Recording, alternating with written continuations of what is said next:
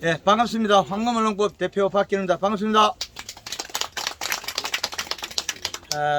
우리 경산 지역에도 황금언론법 재배 그 샤인마스켓지 농가들이 많이 있습니다. 지금 오늘 2023년 5월 12일 오늘 금요일 오후 2시를 지나서 2시 한 약 20분 정도 시간 도달하는데 여기 그 작년에도 이 농가 그 우리 그 사장님께서 장소를 제공해 주셔 가지고 여기도 강의를 했습니다. 그리고 올해도 역시 그 지금 봄 시작돼서 강의를 하게 됐는데 여기 그 작년에는 할 때 그 우리 옆에 그 자인농협 조합장님 오시가 인사도 하고 가시는데 오늘 우리 조합에 참석하신 분 그 제일 말단을 한번 보내보이소. 우리 이사님 계십니다. 예. 네. 잠깐 모시겠습니다. 예. 새 신발 샀는데 예. 새 신발 잠깐 이사님 잠깐. 예. 소장 자 잠깐 모시겠습니다. 예. 여기 저기 화면이 켜 있으니까. 예예. 예 지금 뭐를 인사 말씀 잠깐 하고 되겠습니다. 예 말하면 됩니다. 예 안녕하십니까. 예 저는 저 자연농협 산지유통센터 센터장을 맡고 있는 박강현입니다. 오늘 안 그래도 저 황금알 농법 관련해 가지고 이제 교육이 있다 그래 가지고 저희도 뭐 이야기는 앞전에 듣기는 들었었는데 뭐 어떤 식인지 싶어가 저희도 한번 이래 보고 도움이 되는 게 있으면 저희도 많이 듣고 또 농가한테 홍보할 게 있으면은 또 홍보할 수 있는 그런 저 계기를 마련하고자 참석하게 됐습니다. 네, 잘 부탁드리겠습니다. 네 감사합니다. 네. 우리 지역에 산지 거점을 둔 농협에서 이래 적극 호응해 주시면 지역 농가들이 그 변화라든지 이런 그 작물 재배 상당히 그 빨리 적응할 수 있습니다. 여기 그 우리 농장 그 대표님이 그 작년에 방송 타고 나서 너무 인기가 좋아서 지금 오늘은 저 자리를 좀 같이 배석할 수 없었는데 이 농장에서는 지금 이 시값으로 보면 나무가 아주 건강하게 잘 자라야 되는데 지금 상태로서는 좀 부적합합니다. 왜 그러냐면 인산이 많아서 청태가 끼는데 용성인비를 줬습니다. 여기에 규산이 그래 요구도가 아닌데 규산을 줬습니다. 그럼 이 잎을 보면 좀 희한한 색이 나올 거예요. 노리끼리 향해 가지고 뒤로 까져 있고 뒤로 뒤집어져 있고 옆맥은 노란 것도 있고 빨간 것도 있고 위에 가면 이파리가 뒤로 까뒤집어지고 열상이 일어나고 그 요소가 지금 이제 한 10kg 정도 들어갔는데 관주로 100평당 누적 우리가 샤인마스켓 봄순이 뜨기 전에 누적 그 요소가 한 그 20kg가 제일 좋더라. 눈 뜨기 전에 한 20kg를 가져가는 게 제일 좋더라. 요 삼량이. 그래서 눈을 떠서 우리가 자랄 때 잎이 빨갛게 되거나 잎이 그리고 또 절간이 길어지는 거는 다 질소 부족 웃자람입니다. 잎에 물을 뿌려 가지고 마디가 쭉 늘어지는 것들은 질소 부족이고 탄수화물 부족입니다. 지금 현재라면 이 잎돌이 일을 해야 되는데 일을 제대로 못하는 거는 잎에서 영양이 내려가서 소화액을 분비해서 흙에 있는 영양소를 녹여서 소화를 시켜서 흡수를 했는데 가져오고 보니까 잎 속에서 수분을 날리고 영양소를 모으고 보니까 쉴 데 없는 것만 자라요. 질소를 가져와서 엽록소, 광합성 탄수화물. 그럼 이 잎이 탄수화물이 없어서 색이 안 진해지고 탄수화물이 없어서 잎이 안 두꺼워지는 거예요. 탄수화물이 적으면 낮에는 뿌리에서 영양 가져온 힘이 좀 약해요. 소화액이 적게 내려가기 때문에. 적게 먹고 살고 있는데 많이 내려가서 많이 가져와야 되는데 많이 가져올 마중물이 못 내려가는 거예요.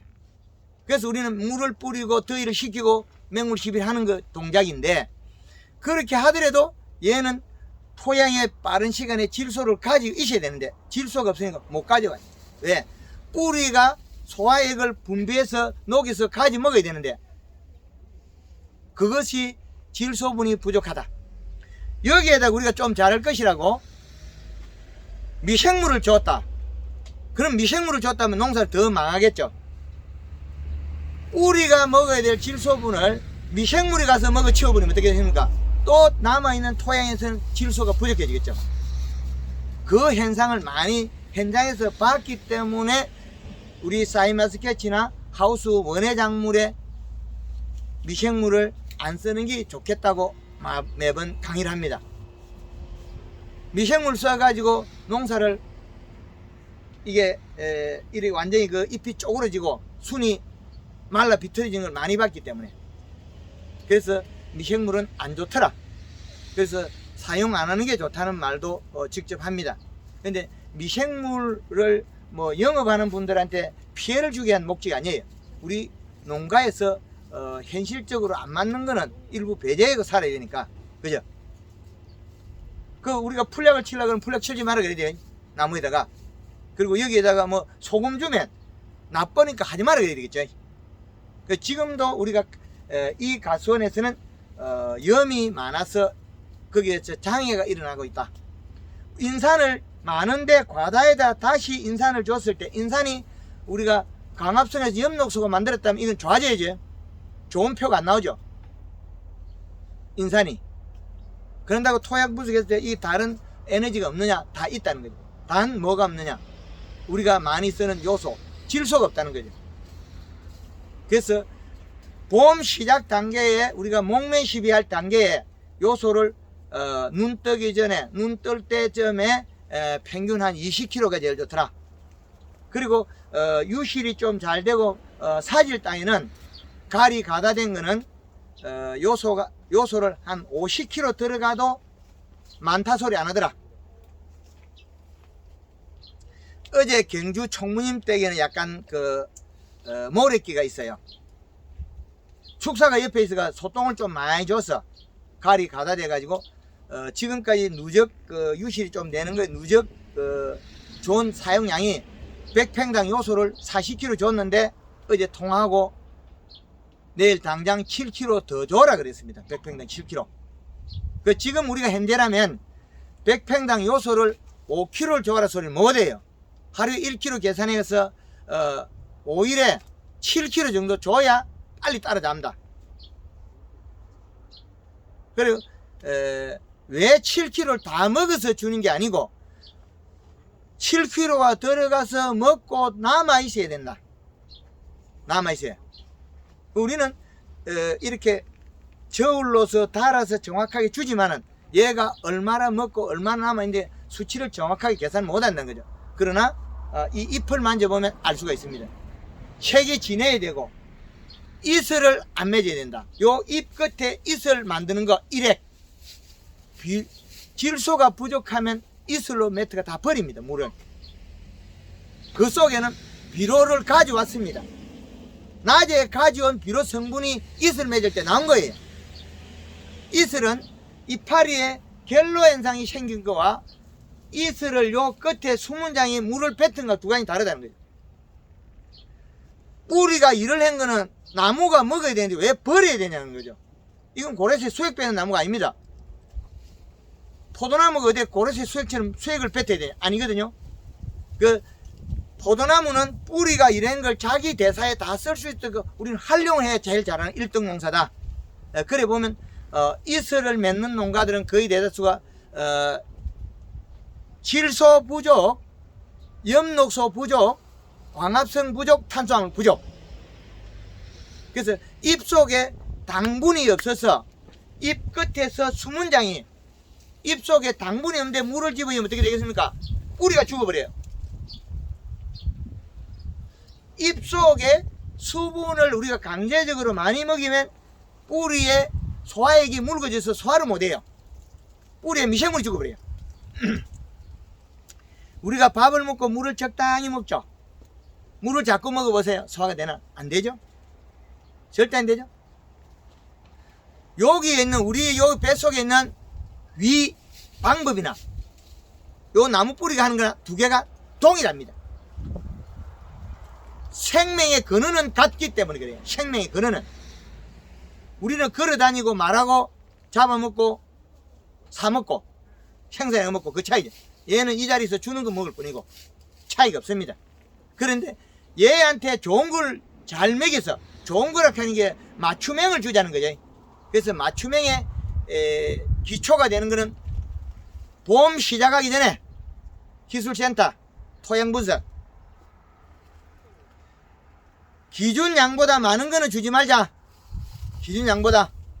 근데 인상가리가 가다 됐으면 제주도에서 백합 하우스에 3,000평에 4년째 들어가는데 아직까지 요소만 주고 있어도 이상이 없어요. 잘 자라요. 밭 하나는 인산이 뚝 떨어지더라고. 그때 줘도 안 늦어요. 그래서 우리는 많이 필요치 않은 우리가 원소를 많이 쓰는 거는 자원 낭비, 수질 오염. 그 후자적으로 우리가 재배하는 작물한테 피해를 주는 거예요. 그 우리 농가 대표님이 봄 시작하자마자 이 사장님이 시작하자마자 용성인비 규산을 줬다면 피해를 주기 시작하는 거예요. 이놈 일하라카 이놈 새끼 왜 뭐 이래 좁혀는 거죠. 안 되는 거예요. 작물이 원하는 양을 제일 우리는 잘 주자. 그래서 봄에 비료량을 주자. 봄에 우리가 냉해가 심한 자리는 목매시비만 하고 물을 주지 마라.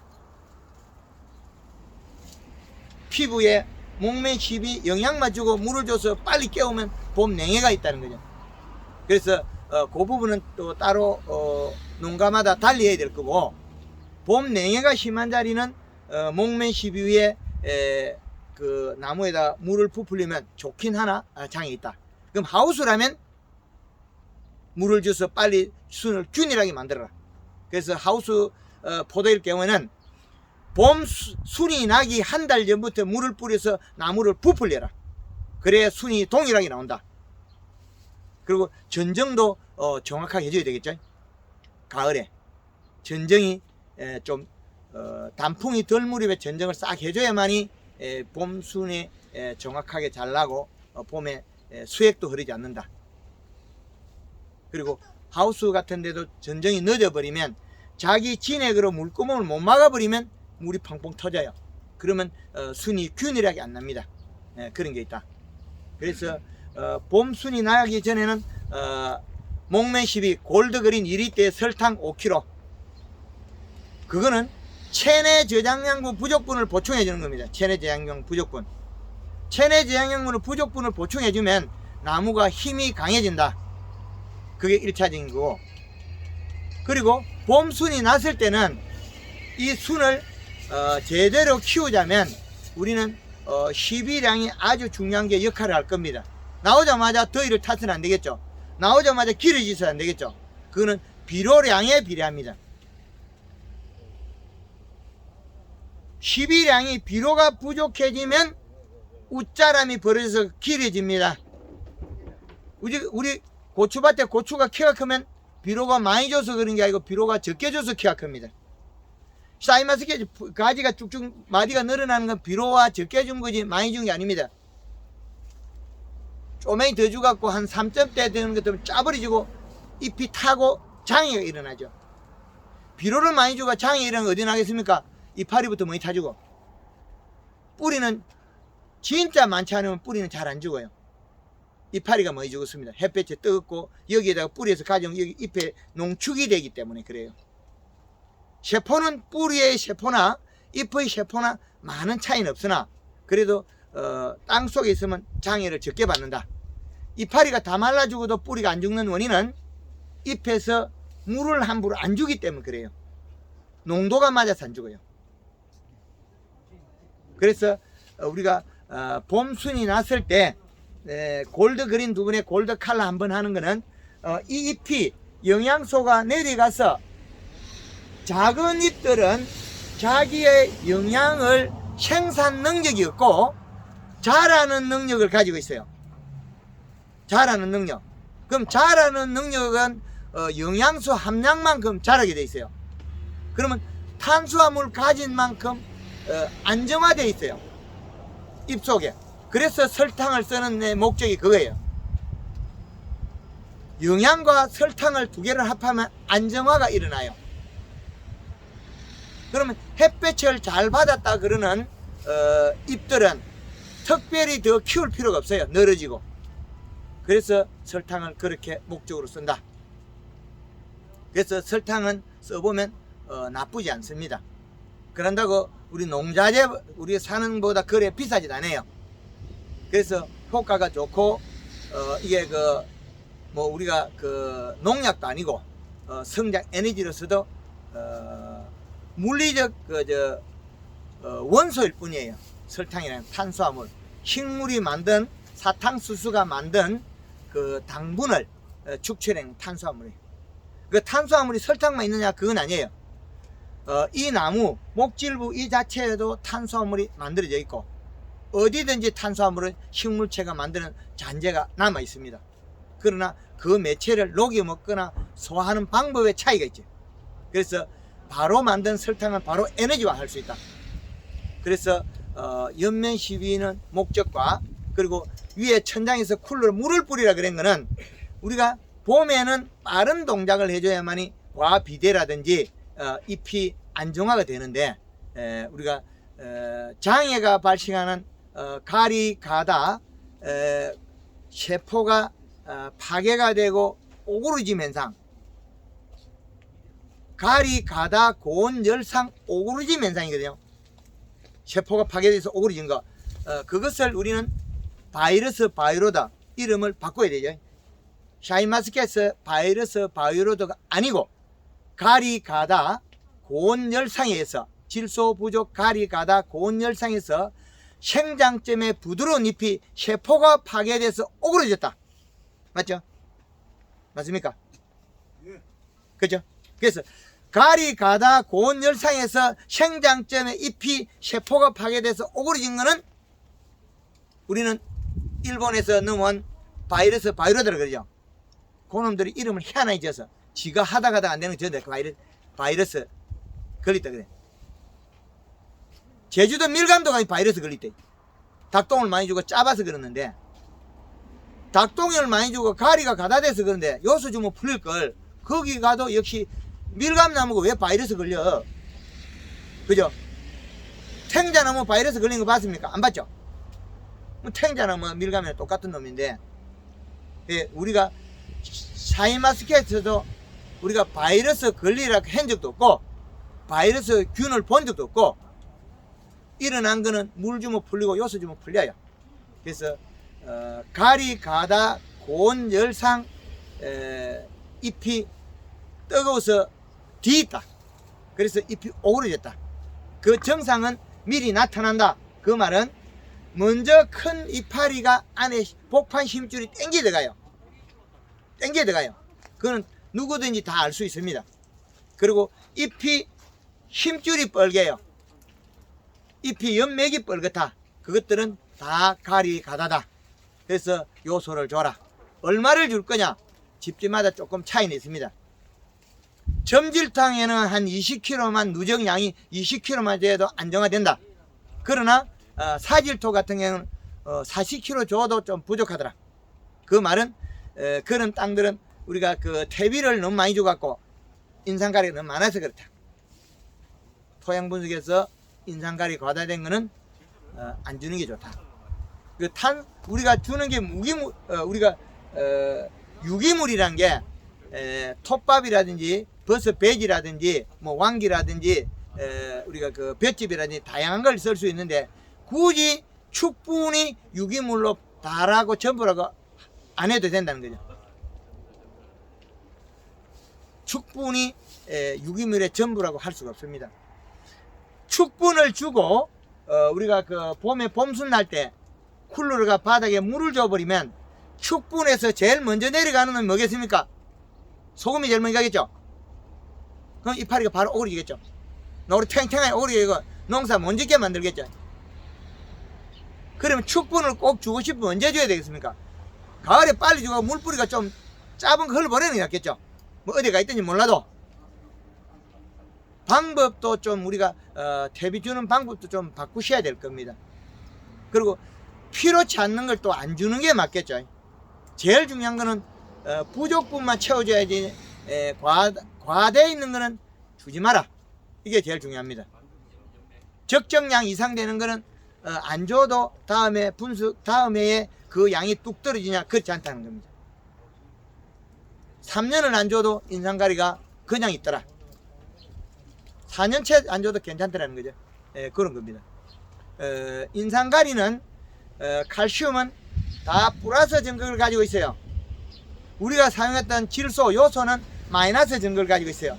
그럼 토양 마이너스 전극과 우리가 준 질소분의 전극은 마이너스 전극끼리 둘이는 달라붙지를 못해요.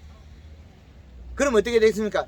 유기물에 달라붙어야 되는 거죠. 우리가 볏짚이라든지 그 낙엽이라든지 나뭇가지라든지 톱밥이라든지 뭐 우리가 축분해서 사간 그 유기물, 거기에는 달라붙을 수 있어요. 흡수되어 있겠죠. 그러면 뿌리가 먹는다. 그래서 우리가 사용하는 비분은 그에 준한다. 그렇게 보면 되겠고, 봄의 연면 시비는 하늘 땅만큼 중요할 때가 있습니다. 그 말은 잎의 성장과 뿌리를 움직이는 건데, 여기에서 끝이 아니에요. 올해 봄에 크게 시작한 놈은 뿌리에서 그쪽을 많이 주기 때문에 그래요. 그래서 봄에 맹물시비나 연면시비는 아주 중요하다. 그래야만이 순의 균이라고 되고, 그 봄순이 굵게진 거는 포도를 손가락처럼 굵게 나온 것들은 어깨송이를 이용해서 한 덩굴에 이파리 12장으로 1kg 4송이를 익혀낸다. 1kg 4송이를. 그거는 여름에 잎의 모양과 각도 두께만 맞춰주면 된다는 거예요. 그래서 질소분이 많이 필요하다. 중요성과 봄에 초기 연면 시비는 골드 그린 2번에 골드 칼라 1번, 맹물 시비를 할 때는 3일마다 줄 수 있으나 맹물 시비를 안 하면 7일 정도 가야만이 에너지를 소화합니다. 그래서 샤이마스켓 전 가리 가다 고온열상이 심각한 품종이기 때문에 샤이마스켓 또 우리가 그 블랙 사파이어 이런 종들은 위에다가 천장에 쿨러, 맹물 시비하는 쿨러를 따로 하나 설치하는 게 상당히 좋습니다. 그래야만이 작물 관리하기 쉽다. 그렇게 되겠습니다. 그리고 봄에 이 동작을 잘 해주면서 잎이 살을 빨리 찌워야만이 열매를 많이 수확할 수 있는데, 장애가 발생하면 수정도 잘 안 돼요. 그 봄에 또 우리가 미생물을 집어야 한다 그러면 또 나빠져요. 중간에 하다가. 그럼 질소분 먹어지겠죠. 또 우리가 지금 미강을 뿌려서 지온을 올리라는 것도 들어보시는가요? 미강을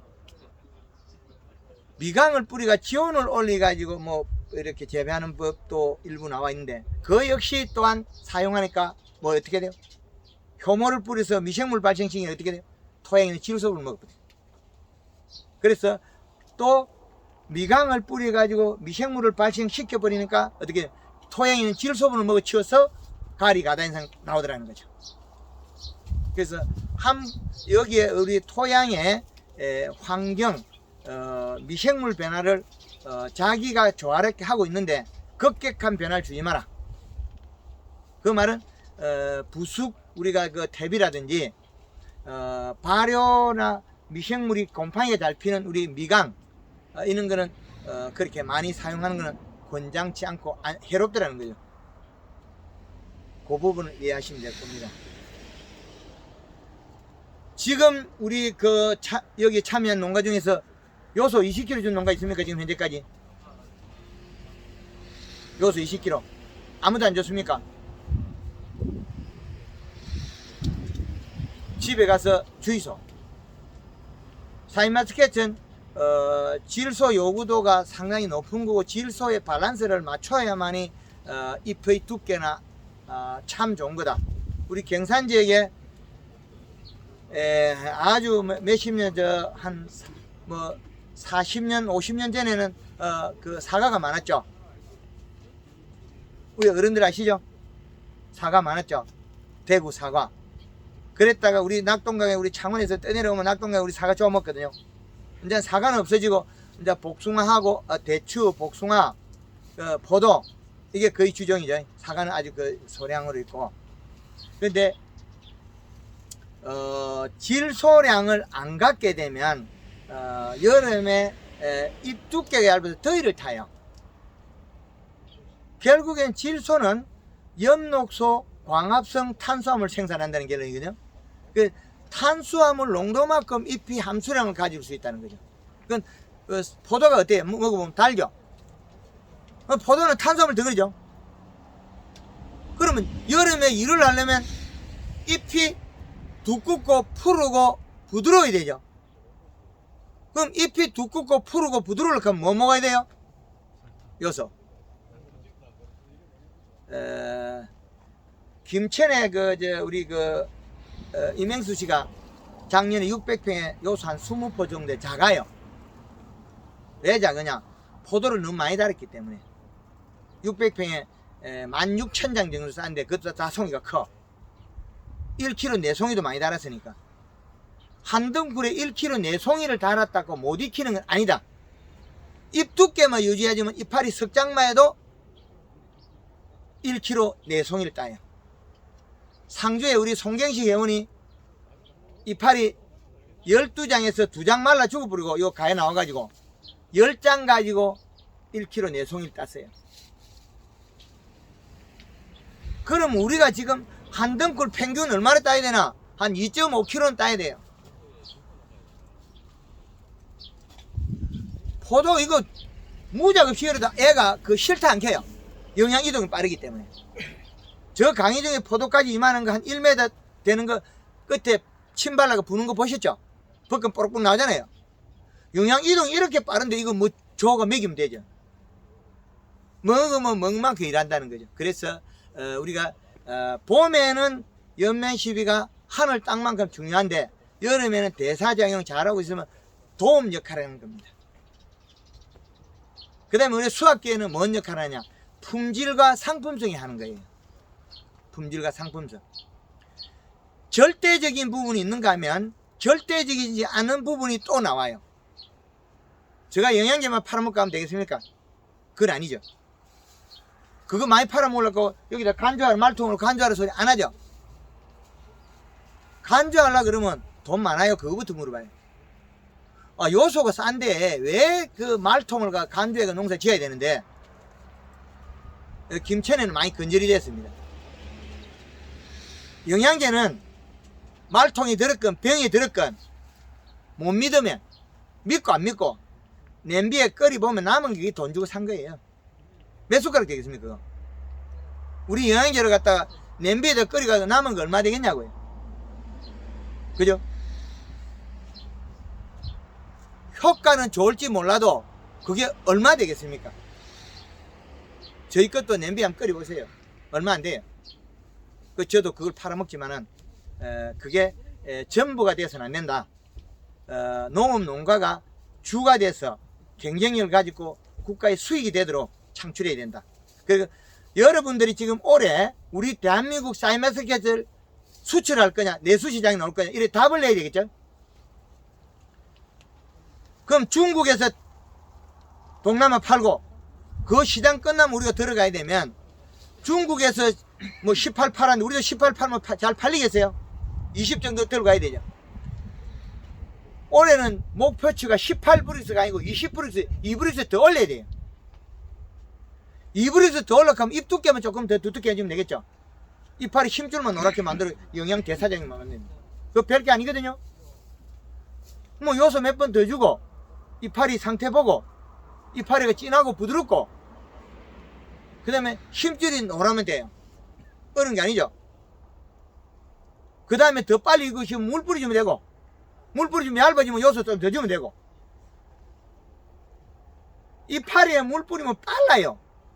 빨라졌을 뿐이에요. 수확기를 땡기고 싶으면 물을 뿌리면 영양이동 빠르죠. 그럼 비료 농도를 더 올릴 수 있잖아요. 그 영양 만들기 어디로 가겠습니까?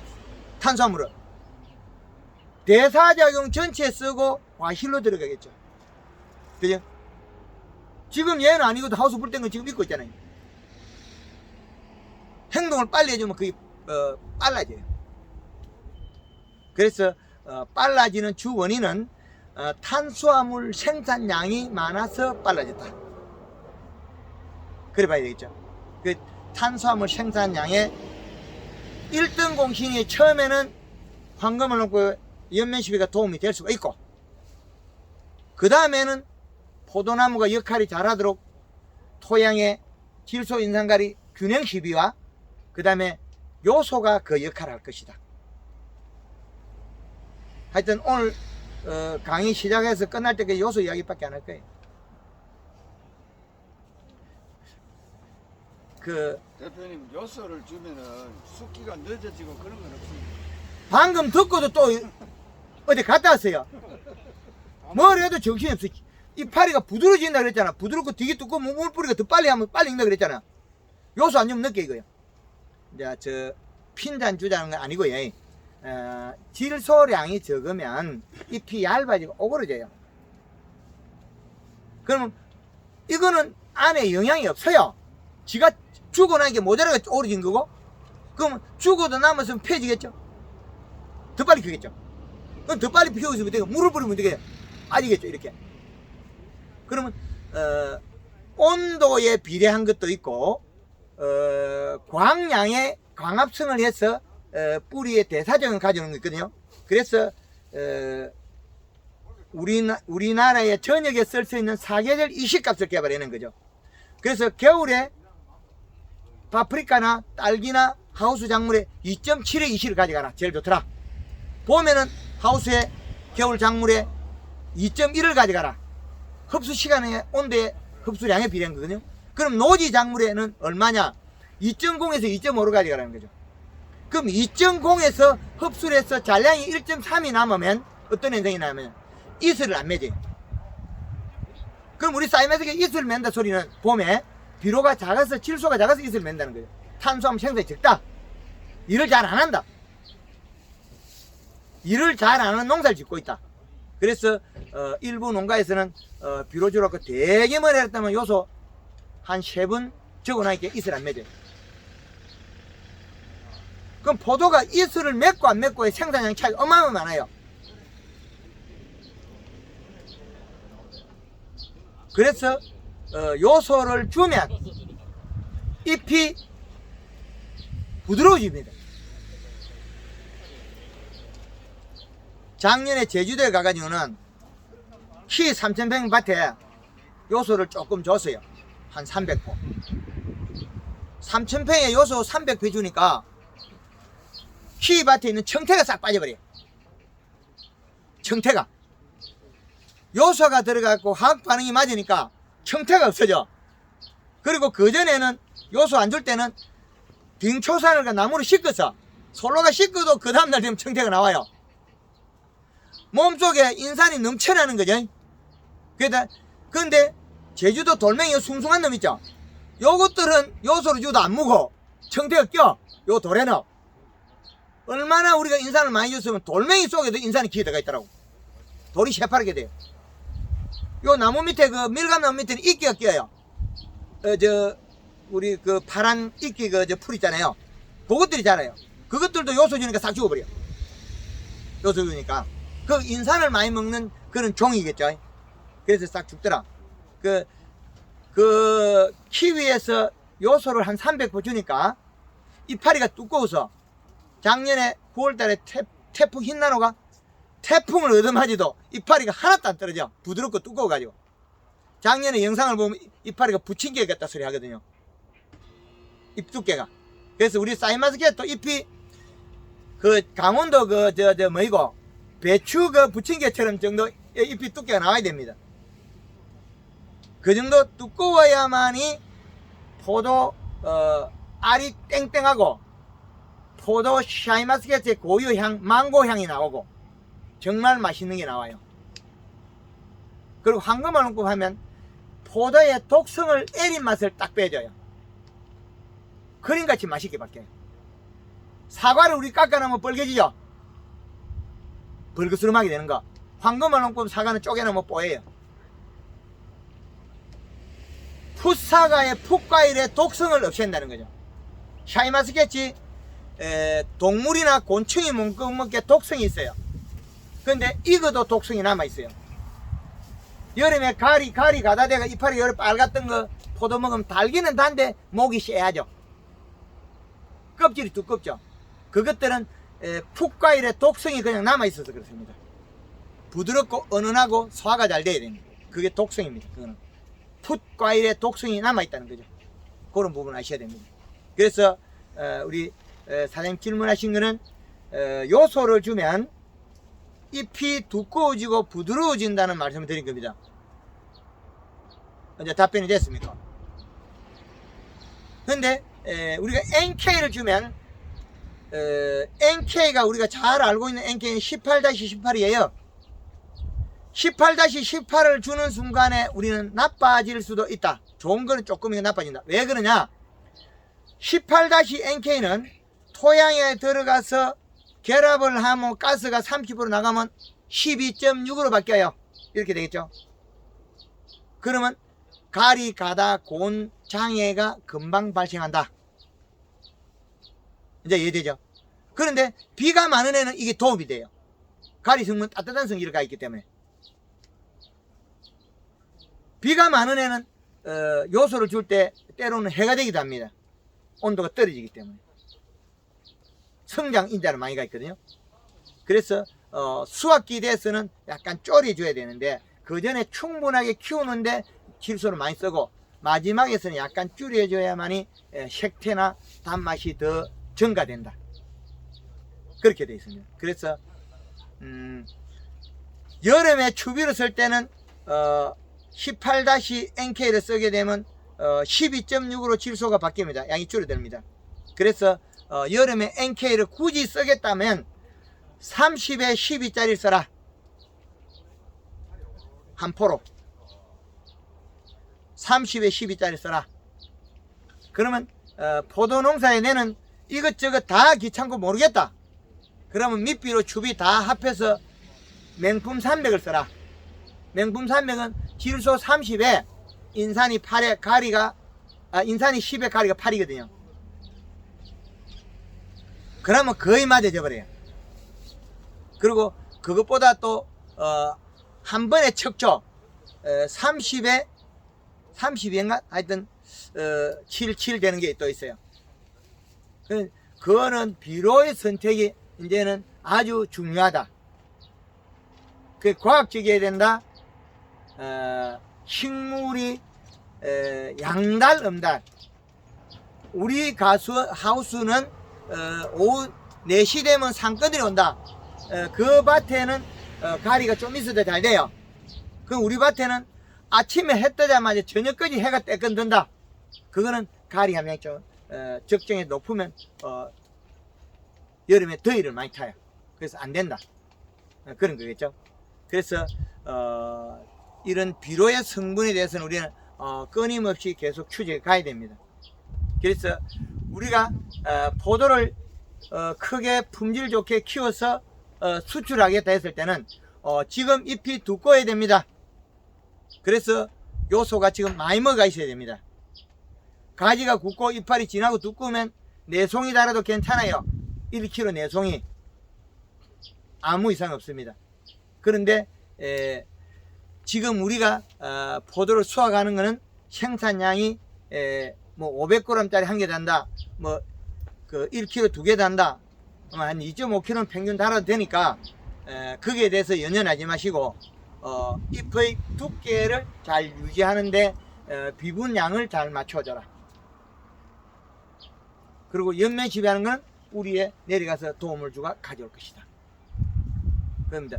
그리고 설탕을 써라 그랬는데 지금은 이제 송이가 맺어 있는데 이 송이에 포도 알이 녹두알 만할 때부터는 설탕을 쓰지 마라 그럽니다.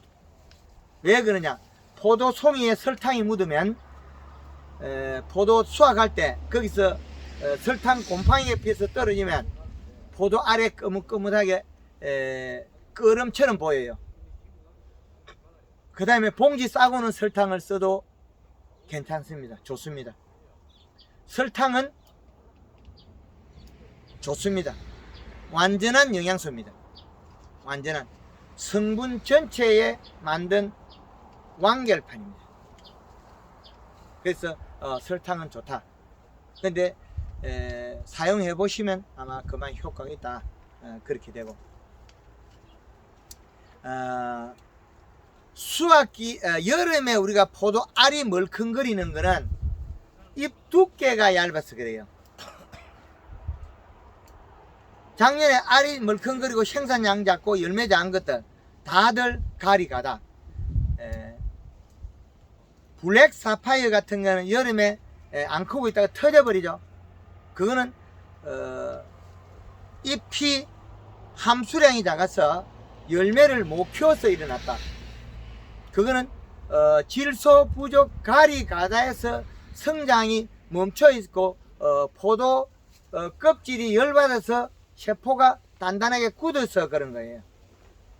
그러면 역으로 보면 잎 두께가 얇아서 그런데 잎 두께 얇은 거는 질소 부족의 원인입니다. 질소 부족. 질소 부족에서 잎 두께가 얇은 건 안 좋은 거예요. 그래서 질소를 충분히 줘서 생산량을 늘려서 우리가 알 크기도 황금알 알이 너무 커서 문제가 되지 작아서 문제가 되지 않는다. 그리고 송이도 커서 문제가 되지 작아서 문제가 안 된다. 당도가 높아서 문제가 되지 당도가 낮아서 문제 안 된다. 그럼 문제될 게 있나요? 없죠. 올해는 18브루스가 하위급으로 표시될 수 있습니다. 올해 장목반 유통단체에서 16브루스 빼자 소리 나오든지 당브루스를 표시하자 소리가 나올 거예요.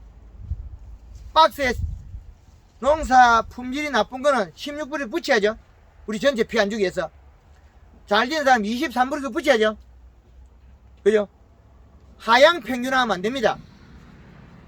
우리 브랜드 이름 가가지고 품질 나쁜 걸 같이 팔아먹어도 되겠어요? 전체 다 망하자는 짓이거든요. 올해는 아마 내년에는 정차가 될 겁니다. 밀감에 제주도에 불로초 해가지고 당브루스 맞은 것만 판매하고 있어요. 13브루스 넘어가야 제주도 불로초가 밀감을 팔아요. 제주도 농협마다 자기 브랜드가 있어가지고 당브루스 비파게 당독에 선별하면서 짜르륵 풀려버려요. 선진국에는 마트에 팔리는 과실 박스에 당브루스가 다 붙었어요. 가격이 편차가 있습니다. 같은 동급이 아니에요. 우리나라는 사과 색깔 가지고 이렇게 편차를 두는데 선진국은 그게 아니에요. 당브루스가 편차를 두는 거죠. 바로 먹지 않는 껍질에 그 색깔이 좋다고 해서 품질을 높이 평가 안 한다는 거죠. 그래서 우리가 수출품을 만들고 내수시장에 판매하더라도 자신있게 해야 되는데 그 품질 상향이 얼마냐. 당브루스가 올해는 18브루스가 하향으로 잡아서 상향으로 잡아야 될 겁니다. 그 이하가 되면 그 단체에서 탈퇴될 수가 있어요. 농사 못 지은 거 팔고 우리 거 팔면 누가 좋아하겠습니까? 안 좋아하죠. 내 거에 가서 남한테 피해줘도 안 되고. 그게 지금 우리가 영농 교육을 통해서 계속 자질이 향상돼서 품질 좋은 걸 만들어야 됩니다. 작년에 김천이나 상주에서 포도 따면서도 요소 줬어요. 사과는 요소를 주면 색깔이 옅어지는데 포도가 색깔이 옅어졌다고 해서 큰 문제가 안 됩니다. 당브루스, 향, 맛, 식감 이렇게 되는데 눈으로 먹으려고 상품성을 평가하는 사과에서 문제가 있겠죠. 포도에서는 눈으로 먹는 색깔이 그리 중요하게 안 여겨요. 샤인마스켓은. 근데 흑포도나 빨간 거, 노란 거, 흰 거, 유색 계열은 또 다릅니다. 그러나 소비자의 그 기호도에 따라서 우리는 상품성을 향상시켜 놓은 것이 돼야 된다. 그겁니다. 그리고 지금 여름에서 익히는 과정까지 와 있습니다. 지금 강의가 여름에서 봄에서 익히는까지 포도를 익히는까지 이 부분에 질문 받도록 하겠습니다.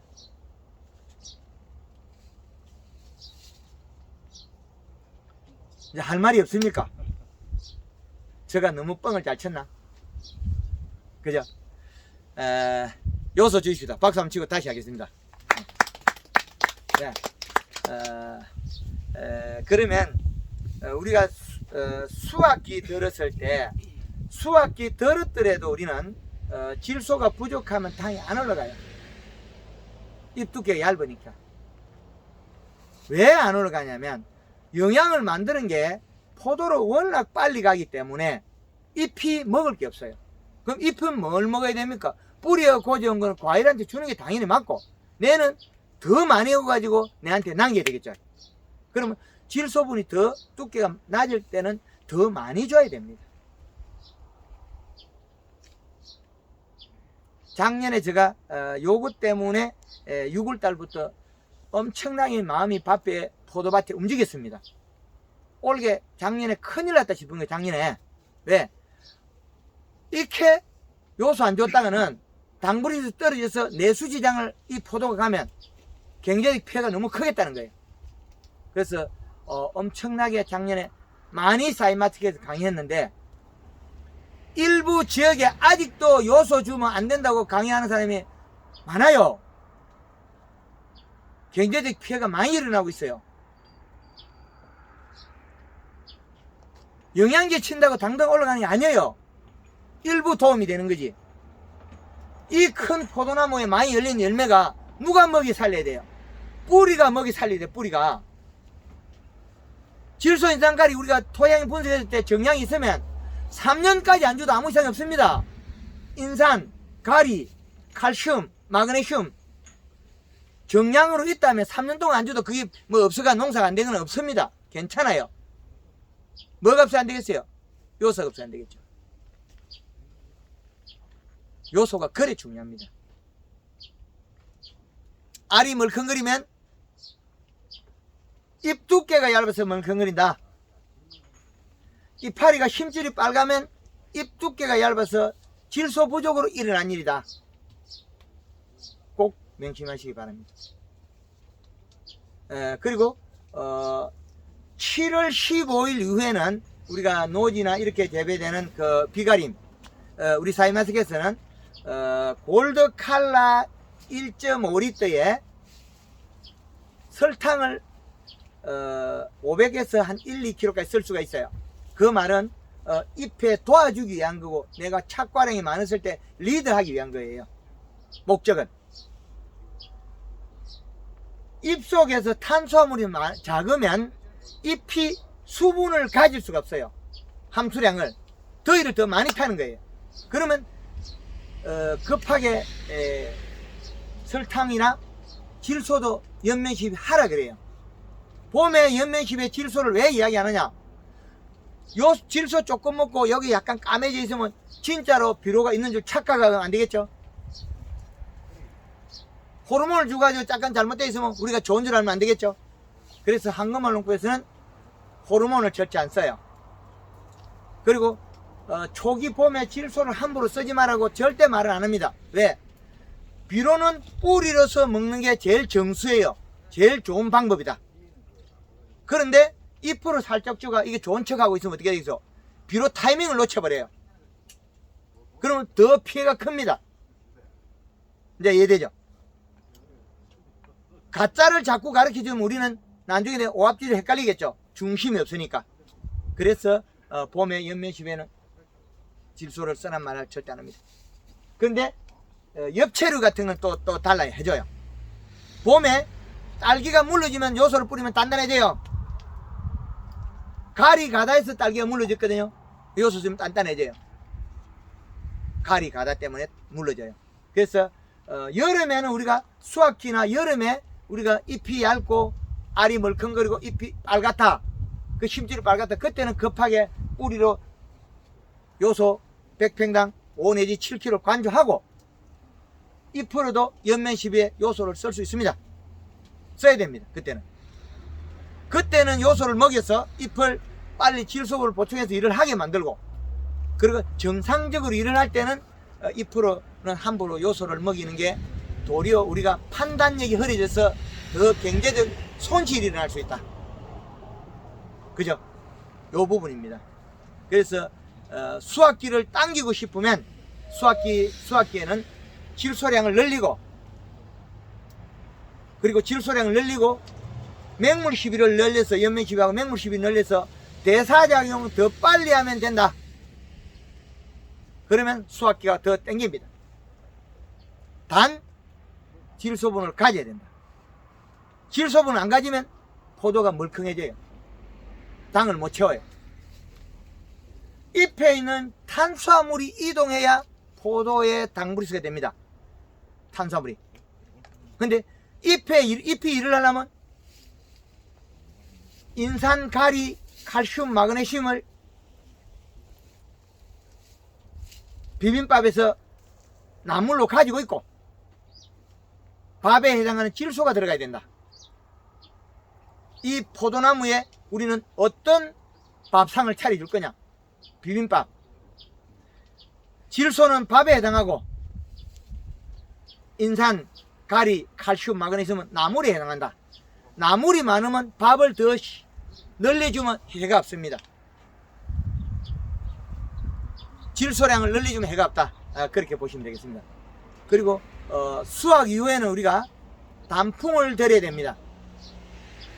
단풍을 들여서 체내 저장 양분을 축축하고 뿌리의 움직임을 멈추게 해야 돼요.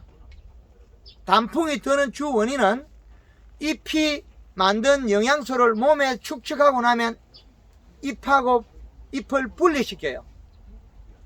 그런데 잎 자루가 나무 몸통에 붙어 있는 게 떨어지는데, 영양이 부족해서 나무 가지 속에 영양을 축적을 못했을 때는 잎이 말라 죽어도 잎이 안 떨어져요. 잎이 고실라져요. 그럼 얼어서 떨어지겠죠. 그거는 영양 부족을 안 좋습니다. 그래서 그럴 때는 가을에는 단풍 들이기 2 내지 3회, 골드 칼라 2리터에 설탕 3kg, 염화가리 3kg에서 5kg 양을 늘려서 단풍을 들여서 떨어뜨리라. 단풍이 70~80% 들었을 때 비가리면 전정을 싹 막혀내겠더라. 그래야만이 자기 진이 나와서 구멍을 막기 때문에 봄에 물이 안 샌다. 수액이. 그리고 하우스 같은 경우에는 단풍이 20%~30% 될 때 잘라버리라. 그래야만이 하우스 가온 하기 전에 물을 뿌려도 물이 안 샌다. 그래 몸이 잘 부푼다는 거죠. 요게 우리 사이마스켓 포도나 캠벤이나 블랙 사파이어나 동일한 1년사인데, 요 1년사가 사과에 받쳐진 사과가 같고 단감에 가면 단감이나 동일한 내용입니다. 포도밭에서 강의하고 있을 뿐이지 요 내용은 생육이 같이 움직입니다. 이 내용이 제주도에 가면 달라지냐? 똑같습니다. 제주도의 밀감도 여름에 터져버려요. 낙과의 저 원인들이 가리 가다에서 뚝뚝 떨어져요. 요만하게 똑똑 떨어져요. 구슬맛하면 밀감이. 그 떨어진 원인은 토양 속에 닭똥을 줘서 인산가리 가다에서 밀감이 요만하게 떨어지고, 요놈이 또 조그마한 탁구공만 하면 쪼개져요. 왜 그러냐?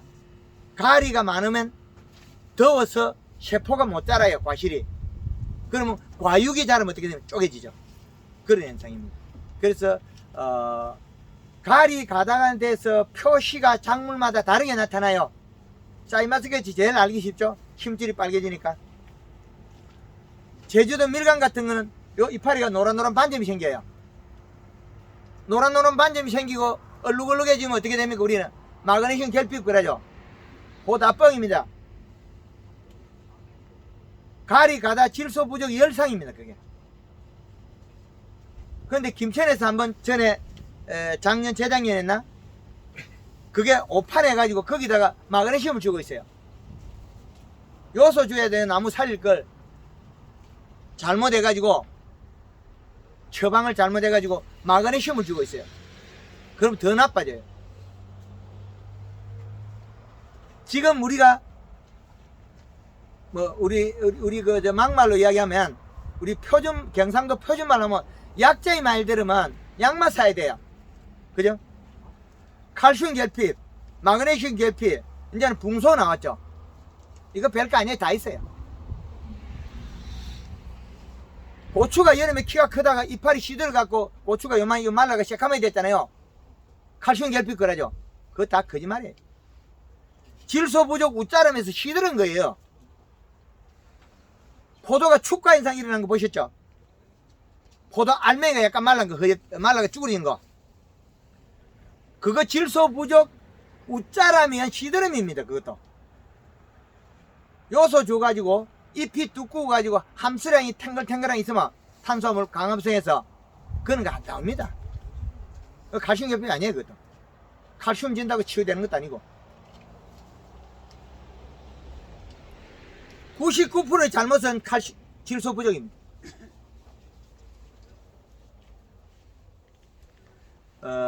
우리가 지금 이제 또 앞으로는 이제 요 부분이 많이 대두될 게 이슬 맺는 부분, 이슬 맺는 부분은 이슬이 잎 끝으로 물을 뱉어내는 건데 잎 끝에 수문장이 있다. 이 수문장은 잎 속에 당분이 있으면 닫아가지고 물을 몸으로 받아들이가 활용하고 잎 속에 당분이 없으면 열어버려요. 그럼 낮에 그 먹은 비료 성분 있잖아요. 다 버려요. 이파리 이슬 맺히니까 이 뒤에 보니까 허옇게 맺힌 거 보셨죠? 그 비료입니다. 그래서 잎 끝에는 수문장이 있는데 비료를 뱉어 가지고 그게 말라가지고 세포가 파괴되고 죽은 경우도 있어 많아요. 끝이 벌겋게 죽어버려요. 그거는 비료를 뱉어가지고 죽어버렸기 때문에 영양 축적을 저녁에 영양소 또 빠져나가요. 여기에 있는 잎 끝에 있는 수문장을 우리가 죽여버렸다. 잎 끝에 여기에 있는 수문장이 죽어버렸다. 그럼 어떻게 돼? 이 세포가 탔다. 그러면 낮에 있는 비료물을 가져오면 광합성에서 여기 축적을 하고 저녁에 가져온 거 버려야 돼요.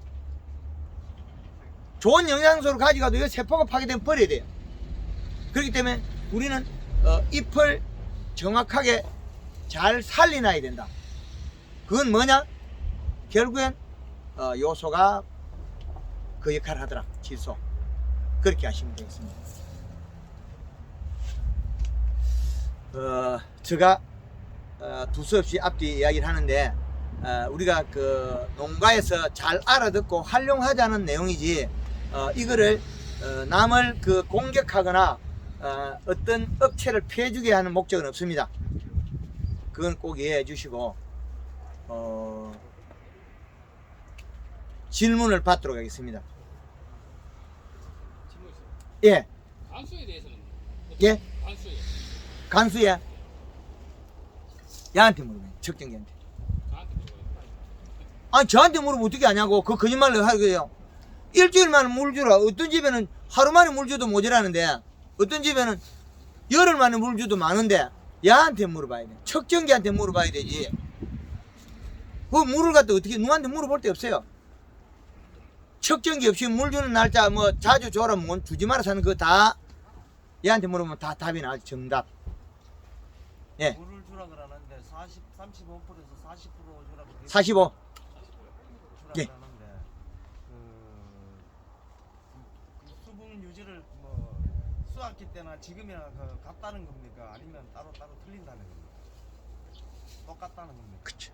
야가 생육에 잎이 나 있으나 없으나 똑똑이라는 거예요. 그래서 겨울에 물을 충분히 줘야 동해가 없습니다. 그럼 동해가 없이 하려면 우리는 잎 속에 탄수화물 늘려서 단풍을 들여야만 몸에 설탕물만큼 물을 가질 수 있으니까. 그래서 단풍을 들여야 돼요. 그래서 설탕을 많이 공급하고 지가 단풍을 들이는 거거든요. 이제 이해되죠? 설탕물이 없으면 몸에 물을 줘도 금방 못 먹어요. 다 뱉어요. 죽으려고. 그 물을 먹으면 죽어요. 식물이 물을 먹으면 살 것 같아요. 죽어요. 그 난 요만 그 쪽에 동양산 비싼 거 있죠. 출란. 그거 비싼 거라고 여름에 이 사람들이 이틀에 물을 한번 줘요. 그거 비싼 게 죽어요. 근데 겨울에는 한 달에 3번밖에 물을 안 줘요? 안 주고요. 봄에는 5일에 한 번씩 줘요? 안 줘요. 5일마다 한 번 주니까 한 달에 6번 주고는 안 주고요. 그런데 여름에는 어떻게 이틀에 한 번씩 물을 줘버려. 그럼 농약도 쳐. 그런데 비실비실 죽거든요. 그럼 죽었다고 싶어서 난을 뽑아가지고 에이시가 난실 마루 밑에 던지면 살아나요. 물을 많이 줬다고 이 잎에 물을 많이 줬다고 성공했다. 그거 아니에요. 이동이 많을 뿐이에요. 그 이동이 많은 것은 영양 축적을 과실이 많이 한다 소리고, 과실이 많이 하는 것도 우리는 빨리 수확시키게 당겨지겠죠. 그러면 땅 수확시키게 당겨지려면 어디에 돼요? 연면시비도 들어가야 되고 뿌리가 질소분이 그만 있어야 돼요. 그 원리입니다. 하여튼 물에 대한 거라든지 함수량은 35에서 45%. 우리가 줬을 때 100% 되는 건 이상이 없습니다. 다시 떨어뜨리면 되니까. 그 수분이 많은데 간수를 할 이유는 없습니다. 비료가 좀 적더라도 물을 좀 수분을 낮추고 해야 됩니다. 그 상태에서 해버리면 뿌리가 소화액을 분비해가지고 이게 안 맞아요. 뿌리가 소화액을 분비했을 때 여기에서 녹이가 소화시킬 수 있어야 되는데 이 소화액에 물이 많아서 풀려버리면 안 되겠죠. 그럼 역으로 빠져나가겠죠. 바다 못 들여오고 그 차이 때문에 그렇습니다. 포도밭에 우리가 물이 들어가지고 소화액이 우리가 빠져나간다. 그죠? 산소 부족으로 빠져나간다. 그러면 얘가 죽은니 살았니 따지는 뭐였어요? 시들었니 안 시들었니 차이겠죠?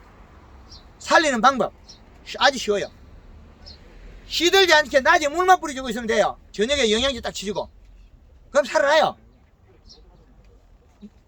멜론 요만큼 달렸을 때 물 드는 것도 내가 살려줬거든요.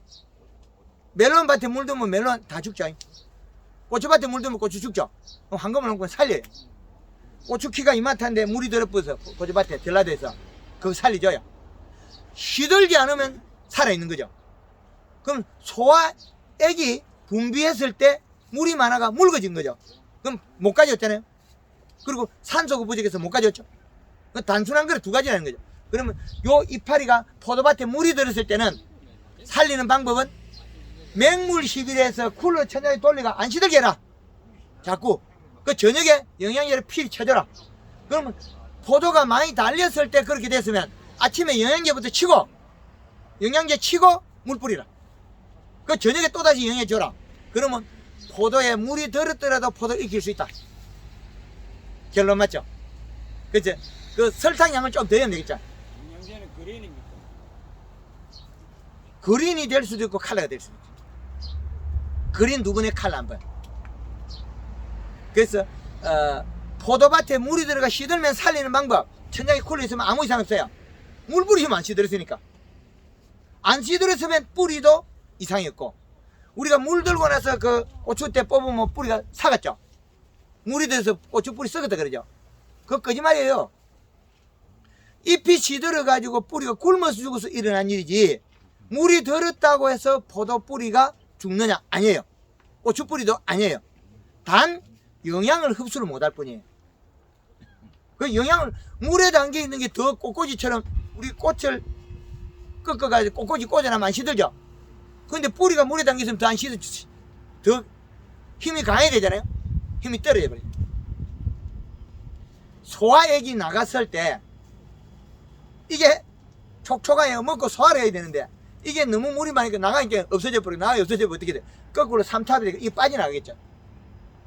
그런 원리와 또 산소가 부족해서 못하는 것 두 가지 중요히 보면 된다. 물은 수분 함수량을 맞추는 게 중요합니다. 예, 또 다른 뭐 질문 있습니까? 이번에 뭐 열과 관계에 대해서는 이제 포도, 복숭, 자두, 수박, 호박, 찬박, 열과 그렇지 열과 질소 부족 가리 가다에서 못 자라고 있다가 울컥울컥 자라서 일어난 일이다. 잎이 두껍고 부드러운 건 열과가 안 나온다. 잎이 두껍고 부드러운 거는 열과의 형태는 다양하게 나타난다. 감자 열과는 가리 가다줘서 감자가 안에 뻥감자가 생겨요. 감자 쪼개면 비었죠. 뻥감자 그게 가리 가다 못 자라고 있다 비가 올 때 갑자기 크니까 땡기니까 어떻게 되면 안이 쪼개져. 감자 그리고 감 단감 뜰감이 똥구멍이 들린 거 있죠. 그 더워서 못 자라고 있다가 가을에 과육이 자라니까 껍질이 단단하니까 한쪽 들렸다. 그 복숭아는 가리 가다 고온 열상으로 안 자르고 있다가 수확기 돼서 비가 갑자기 오니까 꼭지 갑자기 훅 크니까 되게 과육이 크니까 꼭지가 쏙 빠져버리죠. 그리고 끝이 물개지죠. 끝이 묽어지죠. 끝이 몰캉몰캉해진다. 그리고 블랙 사파이어, 여름에 안 자르고 있다가 과육이 자르면 안이 터져버리죠. 그거는 대다수가 생육 과정에 잎 두께가 얇아서 그렇다. 잎 두께가 얇았던 주 원인은 가리 가다 질소 부족에서 잎 두께가 얇았다. 그래서 고온으로 장애를 받았다. 그래서 과실이 뜨거워서 성장을 멈추었다. 함수량이 부족해서. 사과 같은 경우에는 우리가 사보면 약간 빼딱한 거 있죠. 한쪽이 빨갛고. 그것들은 사과 잎 두께가 얇아서 함수량이 낮아서 사과가 한쪽이 햇빛 받은 데가 여기 약간 작아요. 색도 모여있고. 이 반대편은 누렇게 큰 거가 있죠. 이쪽에 큰 거는 이쪽에는 세포가 장애라면 이쪽이 크고 이쪽이 작고 삐뚤어진 그런 것들이 다 가리 가다 고온 열상에 의한 열과 현상이라고 보면 되겠습니다. 근데 사인이 이제 딴 거는 뭐 근데 사인은 저거는 열과식물뿐만 하는 것도 뭐해? 그 요소 더 주면 됩니다. 여기서 주면 돼. 그렇죠. 멀컹거리는 거 멀컹거리거든요. 사인은 열과가 되면 사람 얼굴 만들어 이렇게 가르친다 이 말이야. 이쪽이 다 가르쳐 줬잖아요. 왜 그 또 거꾸로 가? 잎이 질소를 먹고 부드럽고 두꺼우면 함수량이 많아가지고 아무 이상이 없습니다. 요소를 주면 다 요소 양이 늘어나가지고 잎이 두꺼우면 아무 해가 없다. 그거다 NK 주면 잘 일어나요. 그리고 양달밭에 더 많이 일어나고. 그 이제 날씨가 더운 해 발생하고 날씨가 비 오는 해 좀 덜하고. 양달밭에 많고 음달밭에 좀 덜하고. 그 차이입니다. 그러면 이제 요소는 지금 열과 더 생기고 안 생기지 무슨 덜 생겨. 생기는 자체가 잘못이지. 그때 이제 농민들은 이게 이제 우리 가위를 잘 키우려고 그 선생님 할 때는 비료도 좀 못했는데 열과가 생기네. 비료를 갖다 줘서 그렇죠. NK를 줘가지고. 아니 줘야 되려면 토양에 분석하면 인산가리가 많이 있는데 그거다 NK 주면 나빠져요. 올해 겨울에 그 고추값이 비싼 거 보셨죠? 겨울 고추. 왜 그랬겠습니까? 재배 면적은 똑같은데 고추가 안 났어요. 관수형 비료가 30에 10, 10, 311, 20, 20. 요거 보니까 딱 맞고 좋거든. 지금도 가리가 많은 밭에다가 하우스에다가 20, 20, 20 밸런스. 형님 이거 갖다 써보이소. 10분 맞으면 고추 안 열어요. 한 번만 줘도 안 열어요. 왜? 지금도 겨우 살아가고 있어. 가리 가다가 돼서. 그런 영상을 유튜브에 많이 방송해 놨습니다. 가리 가다는 잎이 함수량이 떨어져요. 자 이거 보세요. 가리 무슨 잎이 두꺼워집니까? 얇아지죠. 이건 요소 조금 더 먹으면 금방 두꺼워져요. 질소, 가리나 인산이나 칼슘이나 고토의 기본으로 가지고 질소를 먹고 광합성해서 대사장은 탄수화물 생산에 탄수화물이 없다는 거죠. 그래서 이 농가가 겨울에 용성인비 주고 규산 주고 농사를 망치고 여기에 미생물을 한번 주고 나면 이거 급격히 이렇게 돼요. 미생물 조합보다 급격히 나빠져요. 그런 경우는 많습니다. 그래서 우리가 조율을 잘 해야 된다. 또 다른 뭐 질문 있습니까?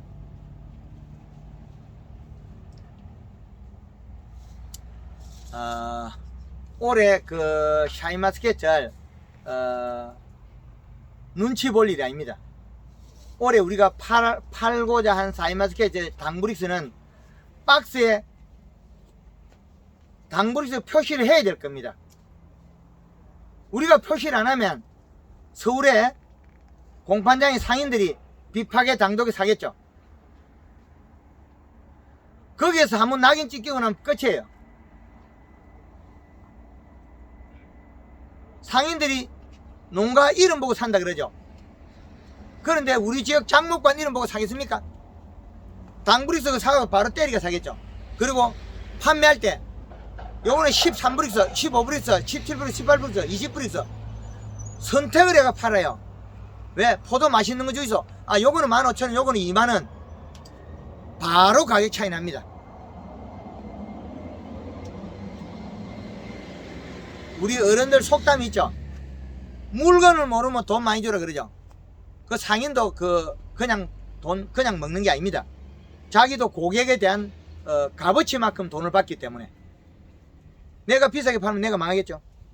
그런 원리겠죠. 그래서 우리가 올게 사이마스켓 땄을 때 수확에 팔 때 20브릭스 불치는 거는 잘한 사람, 18브릭스 사람 턱걸이 한 사람, 17브릭스 붙인 사람은 하이급, 16브릭스 붙인 사람은 사이마스켓 어깨를 피해준 사람, 그죠? 시장성을 흐린 사람이에요.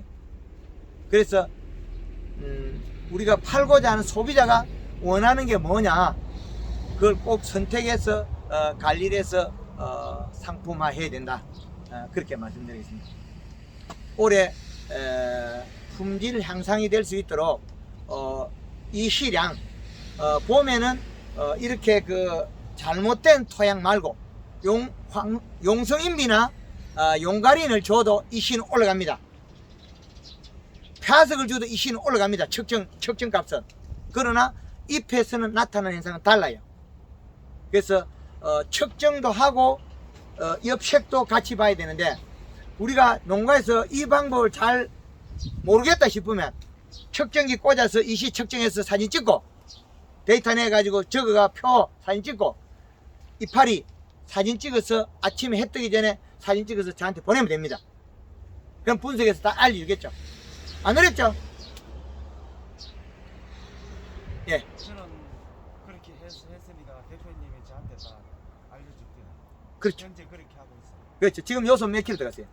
지금 조사하고 한 4포 정도 들었어요. 예? 4포 정도 들어요. 100평당 몇 킬로 들어가냐는 거죠. 100평에 한 20kg. 100평 20킬로야.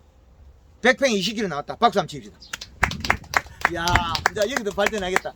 이슬 몇 셉니까? 이슬이 약간만 맺혀요. 그렇죠. 대박입니다. 조금 더 좀 이슬 절대 안 맺어요. 뿌리에 간 비료도 우리가 질소만 비료가 아니거든요. 인산가리 칼슘도 비료잖아요. 그걸 여기 먹어야죠. 여기 어떻게 갖다 엮기 우리가? 여기 갖다 엮는 거는 비용이 제일 적게 드는 방법은 뿌리가 갖다 엮어야 돼요. 그죠? 약대 들고 치는 거 돈 많이 들어요. 인건비하고. 뿌리가 갖다 엮어요. 안에 얘가 돈 벌어줄 거죠. 옆집 아저씨 돈 절대 안 벌어줘요. 피하면 줘요. 와가지고 동생 그거 아니다 이렇게 해보면 그거 나 날아가는 거예요. 미생물 그거 좋더라 해가 제품 한만 가고 요소 여봉이 좋더라 그거 니도 여라 그거는 잘하는 거고. 그 지금 그 올해 그 영천 쪽에서 그 사모님 어제 전화 와가지고 대표님 말 듣고 걔가 우리 마을밭에 몇 년째 하면서 올해 요소 또 더 줬더만 마을 막 대박 좋다 이라. 진짜 좋다 이라. 마늘 같은 게 100평당 비료를 한 10포 이상 넣이 먹어야 돼. 많이 먹어야 돼요. 그게 당불에서 녹기 때문에 진짜 많이 먹어요. 지금 12포까지 주는 데도 있어. 그 심을 때 100평당 4포였고 SM팜 22%짜리 그 다음에 추비로 요소를 한 8포 준 것도 있어. 어제 갔다 왔거든. 아직까지 좋아요.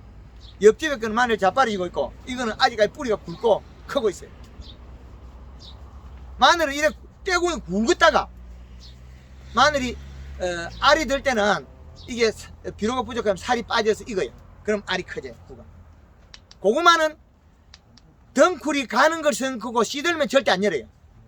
내려가면서 영양 만들어지거든요. 고구마는. 고구마는 심었다가 비료 많이 주고 심었다가 고구마가 캐보고 안 열었다. 비 오는 날 딱 잘라가 싹 뽑아내버리고 다시 꼽아내면 됩니다. 아시겠죠? 고구마는 비료 많이 주고 심어. 100평당 비료를 한 2포 정도 해가지고 그럼 고구마 안 되겠죠? 비료를 2포 였는데 고구마 되겠어요? 그런데 잘 되는 방법 아주 간단해요. 고구마 장날 사면 고구마 종순이 가늘어요. 그거 심어가지고 요놈이 한 뼘 나가면 통통하게 두 가닥 되거든요. 그 비가 충분 올 때 딱 잘라 꽂아보고 그거 뽑아내버려. 그러면 고구마가 잘 열어요. 고구마는 종선이 굵은 걸 사다 심어야 되거든요. 조금 늦어도 고구마 안 여는 게 아니에요. 우리 옛날 어른들 그 7월 장마에 고구마 심잖아요. 비 안 와가지고. 그때는 고구마를 요만한 거 딱 우리 손 주먹 쥐는 것보다 좀 더 큰 거 있잖아요. 요거 딱 종자하거든. 그거 어떻게 하느냐?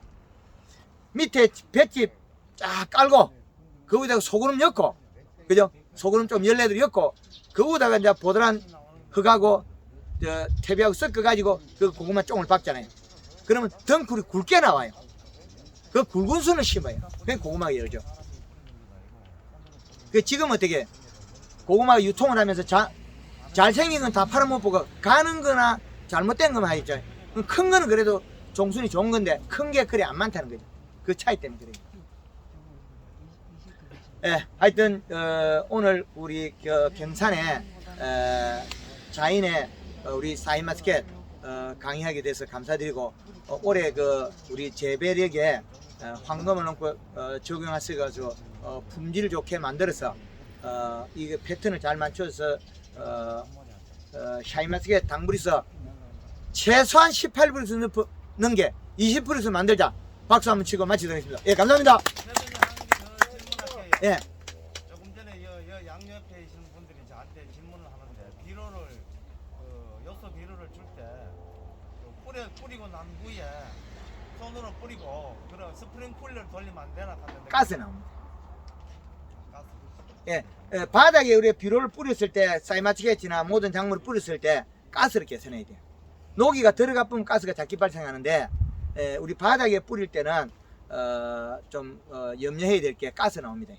그리고 우리가 포도에 관수를 할 때 요소가 알알이 큰 게 있고, 알이 그레듈 있는 것도 포도란 거 작은 게 있어요.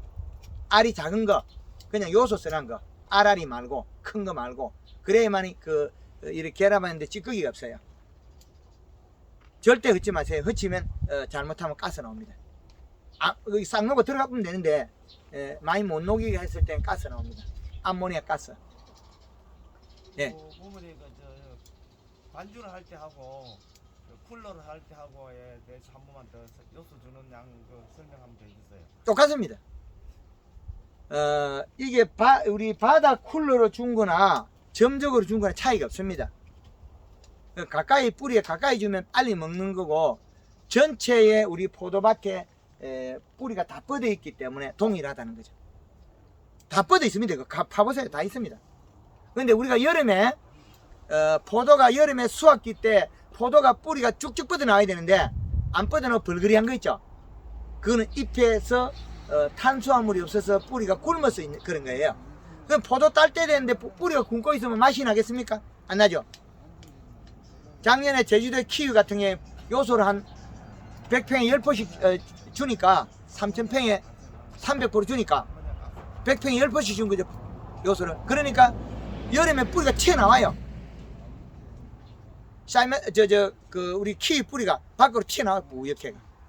그렇게 뿌리를 활성화시키려면 잎을 두껍게 만들어라. 잎을 두껍게 만드는데 제일 돈이 적게 들고 효과적인 게 요소다.